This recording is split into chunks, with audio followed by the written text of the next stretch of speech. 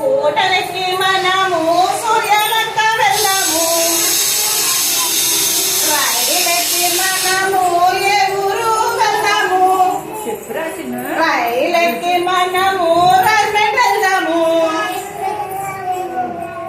పడవెక్కి మనము ఏ ఊరు వెళ్దాము. పడవెక్కి మనము పక్కొండ వెళ్దాము. కారెక్కి మనము ఏ ఊరు వెళ్దాము.